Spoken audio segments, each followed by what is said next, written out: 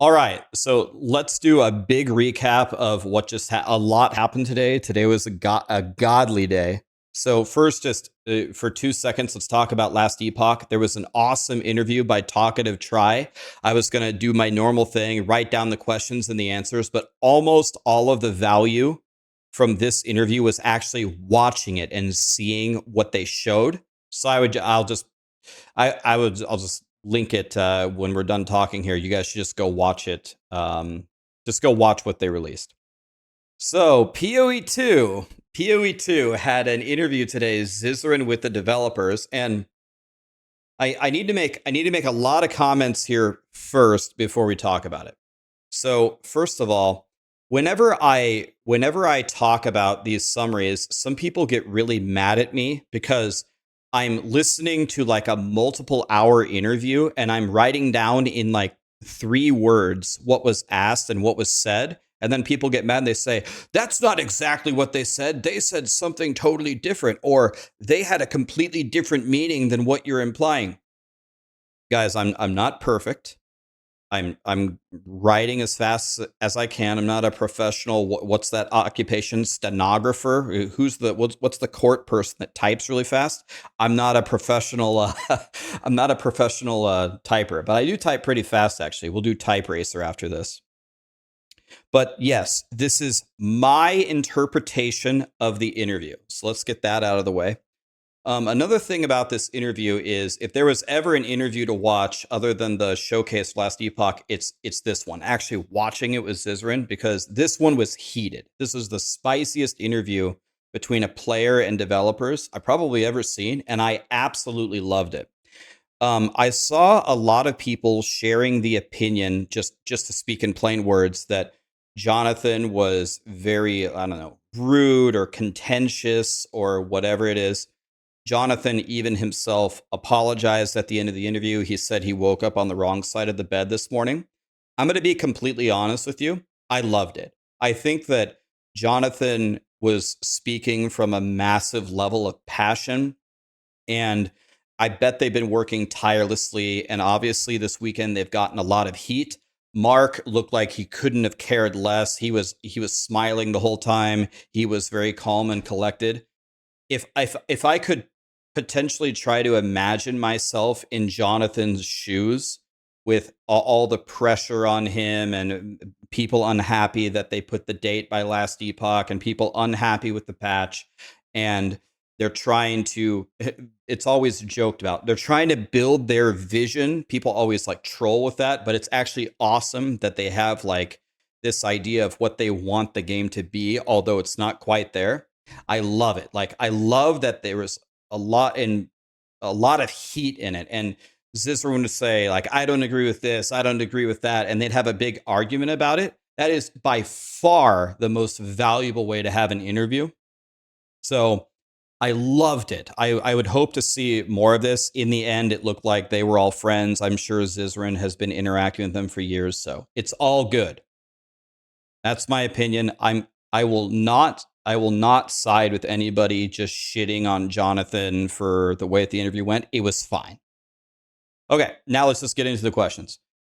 People are unhappy with build progression. What are they doing about it? They'll do whatever they can to make people happy. They will balance things build by build and are looking for feedback. So the basic idea, I guess, goes right into the second thing. Zizarin does a really good job of following up on a lot of these questions. It's like people feel weak on every build. It's like the exception rather than the rule that you can find a build where you can crush, right? I made a Lich guide and a Huntress guide so far for leveling. And if you go to the YouTube and read the comments, a lot of people are saying, I had a Lich or I had a Huntress and they weren't doing jack shit, but then I just copied your build and now I'm crushing. It's like, this is very common where if you go in and like try to make your own stuff, like a home brewed build, it just sucks. So they said that, and they were also talking, and then Zizarin just point blank asked them, how long does it take you to do the campaign? They said they don't really measure it based on time. They just want the whole campaign to be fun. But a lot of people don't find it's fun when their build is weak and they have to go look up a build guide to succeed. But they gave an example of stuff that they're working on, like they have a big patch, like reducing the size of the zones in the Act 3. So they're looking for feedback, and they don't want people to feel weak on almost every build. Zizrin said people didn't expect to be nerfed in the campaign. What's their long-term power level supposed to be like? And they said that they were kind of shocked that this happened because they didn't even try to make the campaign harder. It was other changes surrounding the game that caused people to feel weaker. And anything in yellow is an actual quote from the interview. And they just said there was some blatant fuck ups. They said they make some huge mistakes and they're going to look at them. One thing that they didn't talk about, though, that I would categorize as that, unless I'm missing something, is Hex Blast. Hex Blast is unusable. So maybe Hex Blast is going to get some attention. This this was talked about for a long time. Monsters are way too fast compared to the player. And this was the start of a big fight. The monsters have to be faster than the player. Otherwise, combat is optional. And then Zizrin said that, well, part of an ARPG, the whole point of playing an ARPG is to kill monsters. And if you have a chance, to walk around the monsters, usually you still want to kill them, but you can manipulate the fight and gather them up in a certain way to fight more on your terms rather than you just getting swarmed all the time. I thought Zizrin's take here was very, very good. The common phrase, I think maybe Zizrin came up with this as well, is that we as characters are playing POE2 and the monsters are playing POE1. But anyway, they said that they're looking at each zone and they're already doing it. They're having someone go through each zone to balance the number of fast, swarmy monsters. And then they said that balancing this is actually way harder in POE2 than POE1 because the monster health versus the damage that you do is a lot more precise. Because in POE1, like they said, if they doubled the monster health, you probably wouldn't even notice it, which is probably true. People have really optimized it and you move so fast. If you doubled the monster health, in a lot of cases, you definitely wouldn't notice it as much. But they finally conceded that they will look at it. So then they had a further discussion about when does this problem occur? When do the monsters start feeling way too powerful or fast? And Zizrin said it's in the second zone with the wolves, and they were kind of pushing back and saying, well, that's not really the feedback that they've been getting, and if they nerf everything, it will hurt everyone more than help because it won't be a challenge. No one will want to play it, but they will look at it, and the distribution of how the monsters are in the zone is off. This is one that I would have loved to contribute on the conversation that they had because the conversation felt very binary. Zizrin was saying, the monsters feel really, really powerful from the beginning. They're like shitting on us. A wolf can bite you for like 60% of your health, or the witches with the little AoE when you walk into the second zone, they can kill you in one hit, just gone. And then Jonathan was saying, if we nerf everything, it won't even be a game and no one will like it. It's really not binary here. We're absolutely not saying to nerf everything. Don't nerf everything. It would ruin the game. We know that ARPGs that are built to be way too easy are not fun. What we're saying is for like a small nerf or a retuning of something. Because when you first start the game, you're in the second zone, you got nothing, and the wolves are absolutely murdering you. You're playing no rest for the wicked at that point, but there's like 10 wolves chasing you instead of one. It's like we're looking for a little bit of a correction, not a massive nerf. Again, talking about the speed. The issue right now, especially because the Huntress is out, is the gameplay is combo based and the monsters are so fast that they interrupt that gameplay. So it promotes you to look for a one button build like the Lightning Spear Amazon, because combo based gameplay is not possible because you get so overwhelmed. And then they again push back and say, well, they have to somehow interrupt you. Otherwise, the combat is trivial. You always just press 1, 2, 3 and you delete everything. They said they don't think it's a universal problem across the game, but they will tend to fix it, which is True, it's a balance. I don't think many people like this combo-based gameplay anyway. Some people do, but I think it's the minority.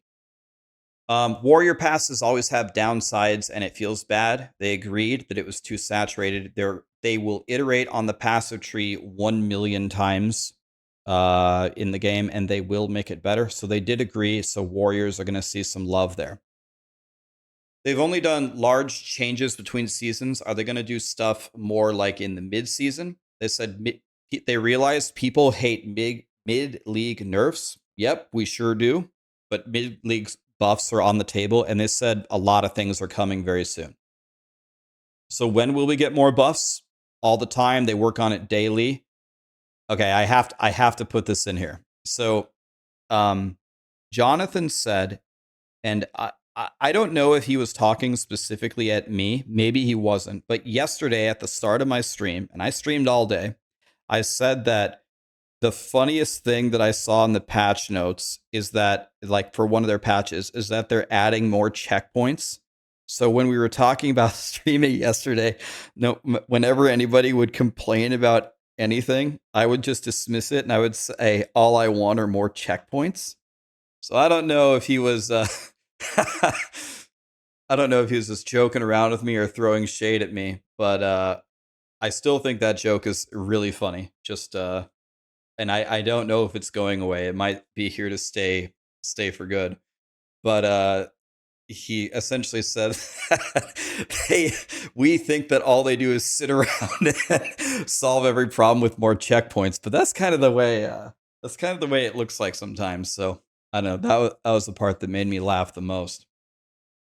Are they targeting casuals or blasters with POE2? They don't target anybody specifically. They just try to make a good game. Zizarin said our twinks can't clear the campaign very fast. Will you improve that? Yes, many more uniques are coming, so we can fly through the campaign on your alts faster. Can we have movement speed skills because a shield charge doesn't really help? They don't want to solve it with movement skills, but they are considering options to make us faster. The character, again, same topic. The characters feel very slow in POE2 movement speed wise. Can they speed up the characters? They have to do that very carefully because they said once they do that, they can't go back on it. They'll look into it. On PC, can debuffs be toggleable? Is that a word to the bottom? And they said they already have a UI UX guy doing like a big revamp of a bunch of things. They'll add it to the list. Zizarin was saying we don't have enough sockets in the campaign. And then had a very, very big discussion about what people do in the campaign and how this might be different. So they said they don't really experience this on their playthroughs, but they disenchant everything. And then Zizarin was saying, well, I vendor everything except for the sockets, because vendoring it gives you gold, and just in playing the game a lot, two of the absolute best ways to get gear currently in Path of Exile 2 are gambling, which they talked about, but they didn't really talk about what I think is actually potentially the best way to get gear, which is the vendors. If you have a good regular expression for rare, movement, speed, skill, and every single time you go to the town, you check the vendor, you can get some of your best items that you're possibly going to find from buying it from them, which costs gold. Anyway, they had a huge discussion about what they should do on these things. And another thing that they talked about was the crafting bench versus the runes. And they were saying that they were having like a conversation about whether runes are like equivalent to the crafting bench. And I just, like, other than the fact that runes are very obvious front facing, as they call it, I think the crafting bench is just far superior. I think it's easier to use. It has infinite uses. You don't have to have a rune. You just have to have a basic currency, which you always have. And they were talking about like even the power levels of it, which later on they're talking about potentially buffing runes. But I think the crafting bench is just more powerful. So I was kind of surprised that they thought that it was close. It doesn't feel close to me. But anyway, the takeaway that they said is whatever solution they need to do needs to be front facing for new players, meaning the crafting bench had a huge problem because the crafting bench went in your hideout. And as a new player, if you don't know to go to your hideout, you'd never like remember to use the crafting bench, which is a massive, like mostly survivability loss, and in some cases a damage loss in POE1. So the solution has to be front facing. Do they think that the skill tree does a good job of solving problems and give players agency, like in control of their like defenses and solving things? Their philosophy is the gear gives you the stats and then the tree multiplies them. So they have to look out if there's more to do there. So I'm sure that they will, because they said they're going to change it 1 million times. In the campaign, they don't get very good gear or crafting mats. And they said they push back a little bit and say, well, maybe you're used to just having all rares by the end of Act 1. But at the end of the day, how many rares you have and the stats you have is a balance of player power and monster power. But they said, like, with the way that we are having low amounts of currencies as we get further in the campaign should not be happening because the number of rares goes up. They said they can pull the logs and they'll see the phenomenon that's happening. Same thing here. They said more conversations about the rare currencies being very low. They said you have to be disenchanting to get regals, and alchemies are just rare in the campaign. Crowd control against us is very rough given the amount of charm slots that we get. Essentially they said that we're going to get more charm slots, and maybe they might add implicit more charm slots to belts. They said the ailment thresholds before were too low because they never actually occurred. So if it doesn't happen, then you're not going to want to mitigate it. One thing that Mark said that I found shocking, like I'm shocked if this is actually true. He said, when you get stunned, your stun threshold goes way up to avoid stun locking. I have been stunned to death at least 10 times. At least 10, like stun, died. So if anyone from Grinding Gear Games is listening to this, I would 100% check this, because it's either not in the game or it's not working, or the bonus that you said that we're getting is way too low. Because I have been stun locked to death 10 times this weekend at least. POE1 has masteries. Will we get them in POE2? They don't like the masteries because they dilute notables and where you are on the tree. So this second part I can kind of see. So when you pick like a cluster, you can pick like a mastery, and sometimes those masteries have different points on the tree. But I also think that the point of game design is to make an interesting problem to solve. So the mastery allows you to get more agency that Zizran was talking about in a previous question. And I think it's a cool thing to solve where you are in the tree rather than trivializing it. I don't understand why masteries dilute notables. They said that the mastery like almost inherently dilutes notables, and Zizran said, I don't understand why those are correlated. Why can't the notables be great and the masteries? I completely agree with Zizran, and I think the masteries, exactly as Zizran said, if nothing else, they're fun. I think people, I was surprised, like they were really unsure about masteries, and they said like they weren't really like super happy with it when they implemented in POE1.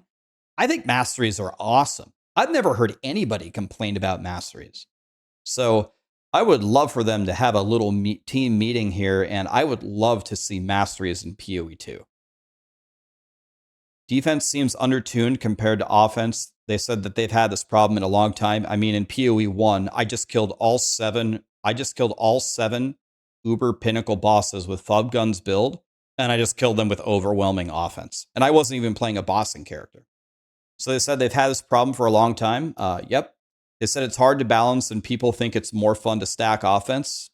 I agree with that. So they just said it's not easy to solve. Arbiter is a problem because it has multiple one-shots, so you have to go in with overwhelming offense to one-shot him is the main strategy rather than defense. Now here is maybe the longest discussion of the entire interview that they talked about, where the line between being tanky and immortal is tough to design. That's fine. But they said that essentially, if you were to be able to survive most of the pinnacle boss's hits, then they would have to do 2 or 3 hits in a row to kill you. And if they put the attacks back to back to back, then that doesn't give you a chance to recover. But as was also pointed out in the interview, there is no point of recovery right now because you just die. There's no recovering from a death. But then they said that's asking for MMO attrition-based gameplay, and they have to redesign the entire game, which would not be in PoE style. But this is in PoE. Like when you're going through the campaign, for example, the example that was brought up when you're fighting Viper. She's a tough fight, a lot of mechanics, a lot of things that you have to dodge. And if you eventually run out of life flask charges, you're dead and she'll kill you.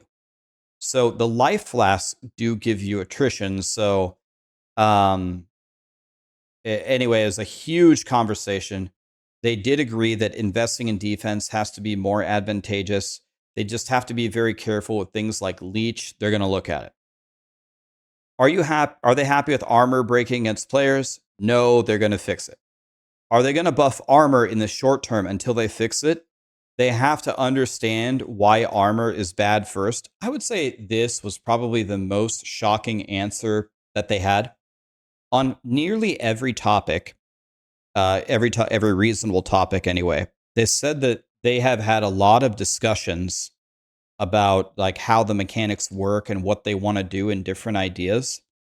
This is something that has been talked about, I think even back to POE1, about the armor formula just really doesn't make any sense. Kriparian made those 2 very popular YouTube videos, maybe even made 3 of them, about how armor just doesn't work. Certainly in their player data, armor has got to be the least chosen or least stacked defense. I think maybe I'm taking their words too literally when they essentially said they have to understand why armor is bad, but pretty much every theory crafter is saying that armor is very bad and there is something wrong with the formula. So I really hope that this is a priority because there's like 3 defenses, right? There's evasion, there's evasion, armor, and energy shield. So it's like this is one of the 3 things. So I think this should be like a huge priority. And parry, all right. Zizarin's Smith of Katava with 90% all res and full defense still doesn't feel tanky. They said they'd literally import his character and test it out. Most characters don't have anywhere near that level of defense. Can we have a way to get chaos res early? This is actually an enlightening answer. They said that there's almost no chaos damage in the campaign.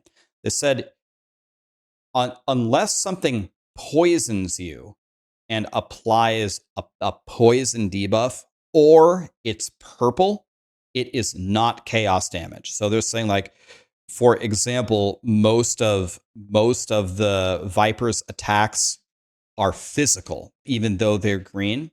I don't know if this is true. Like, I guess we have to believe them until we test it. But some testing needs to be done. But they said that there really isn't very much chaos damage. So we need to verify this. Can we stop getting pushed around by monsters? They'll look at it on monster attack basis, like the roly-poly guys that take you on a ride. They are going to fix them. Most people gamble a lot. Can they lower the respec cost or the cost of gambling? And what about ascendancy respecs? They find respecking to be cheap, but they have models of how people spend gold, and they might need to relook at it. Whether they allow ascendancy respecs is going to depend on the severity of the changes that they do. And about allowing it permanently, they're on the fence about implementing it, but they need the right articulation to make that choice because they can't go back on it. So I think like we could sit here and give a monologue, like our elevator speech about why they should allow ascendancy respecs. But instead of doing that, the way that I would articulate it to them is read the comments of like a build guide on YouTube. So, for example, I made an Amazon leveling guide for how people can get through the game on the campaign because it's tough right now. One of the number one questions that I see is, Rax, I'm in a bit of trouble here. I picked Ritualist. Can I still do your build on Ritualist? Get that question all the time. People are literally already having like FOMO, the fear of missing out, because they picked Ritualist and they regret it so bad because they see a lot of like people doing Amazon instead. Those bad feelings and those worries of your player base are why you should change it. Not for any particular elevator speech. People are actually genuinely worried that they made a permanent wrong choice in being able to enjoy the game. So that's the way that I would argue it. I don't think there's any more powerful way to argue it. Monsters with energy shields cannot bleed. Can you enable that? They'll fix it and they'll change CI. How do you feel that divines and blessed orbs are fused? It's not something they had thought about. They're interested to hear opinions. They talked about some different things that they could do with it, about like the implicit ranges on things. I think it's a very simple thing. Just add blessed orbs. Just make them separate. It gives you a little bit more in crafting, which Path of Exile 2 desperately needs. Blessed orbs are awesome. I would separate them and add blessed orbs to the game. I love blessed orbs. It doesn't make sense that they're combined either. They do very, very different functions. As Zizarin said, you would never divine orb to change an implicit, so why not give us the option? I mean, you can make blessed orbs as rare as you want them to be. Have you considered removing movement speed penalties on gear or adding movement speed implicits to boots? They don't mind a mandatory stat on an item, but they'll have discussions on letting us move faster or have less reliability on a stat roll by like adding a movement speed implicit on the boots. Again, one thing that I've noticed about grinding gear games, I've never had the chance to directly talk to them. I'd love to have an interview with them someday if they'd be open to it. But again, one thing that I have learned from them in watching their interviews is they love examples. You want to hear two of the dumbest examples of this about movement speed penalty on gear? Have you ever watched people speedrun POE1? You want to know what they do? They literally don't equip like body armors or shields until they absolutely have to. So they like run through their game missing gear. And grinding gear games is very, very against. I've seen a lot of their interviews and their philosophies. They're very against like people having to do like stupid things like that. People, when they get to town in Act 3, literally when they run from entering Act 3 town to the door, open their inventory and hold their body armor in the middle of the screen while they move to the door before re-equipping it just to save 2 seconds. Like, then you say, well, that's a speedrun only tactic, Rax. That has nothing to do with 99% of the player base. Fine, but what I'm telling you is the regular player base doesn't even realize that putting this stuff on slows them down. They feel slow as shit, but they don't understand why. The problem is still there. I'm just giving you an example of how people in the know, how they get around it. It does matter, even though I'm giving you a speedrun example. So it's just so stupid that that's, again, an example of why you should consider removing it.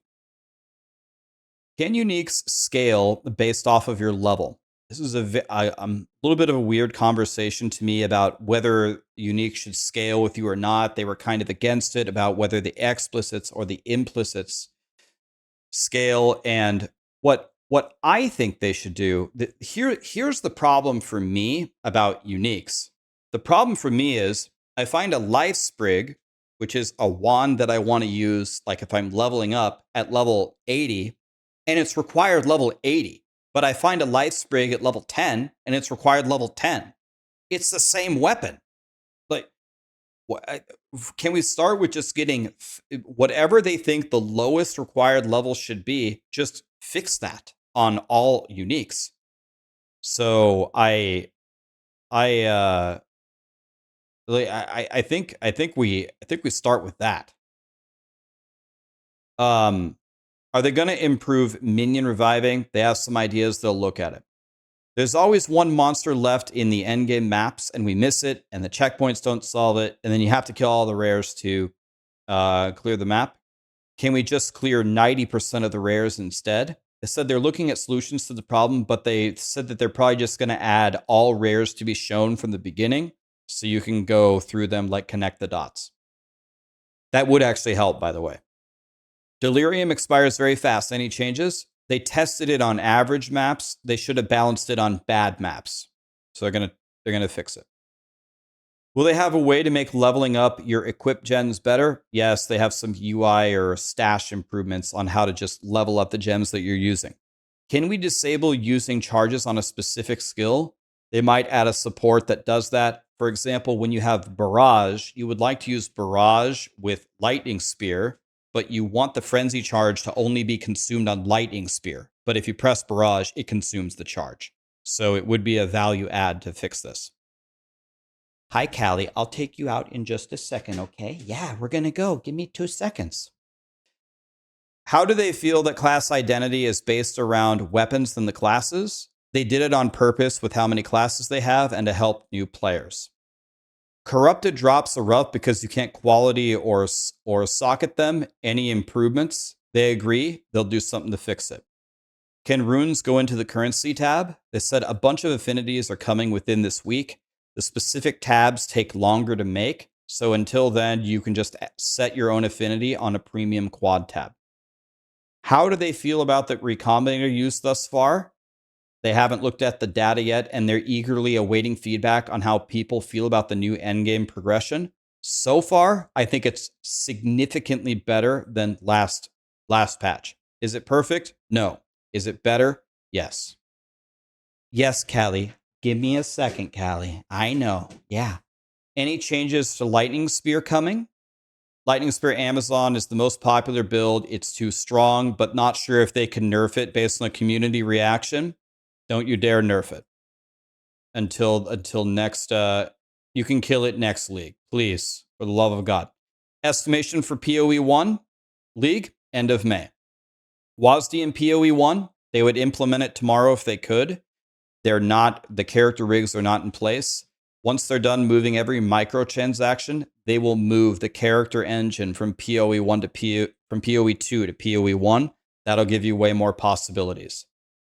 Can we add pausing in POE1? It's almost there. It's going to get added. Can we have the highlight effect of POE1 when we use currency? There's no reason they can't implement it. Val orbs can change magnitudes of uniques in POE1. Can that, or in POE2, can that be in POE1? Never say never, but it would take forever to balance every unique. Overall, godly interview from Zizarin. Loved all the fighting. They were friends at the end. Loved the passion from Jonathan. I will not agree with anyone like talking shit about him. He even admitted it wasn't his best form. It's fine. It doesn't matter. It was super awesome. They said they had 15 immediate takeaways to fix PoE and make it better. I love that they do these interviews. I love the balls on Zizarin just to go in there and literally argue with them on everything. And really, really get out a lot of topics. So I loved it. It was amazing.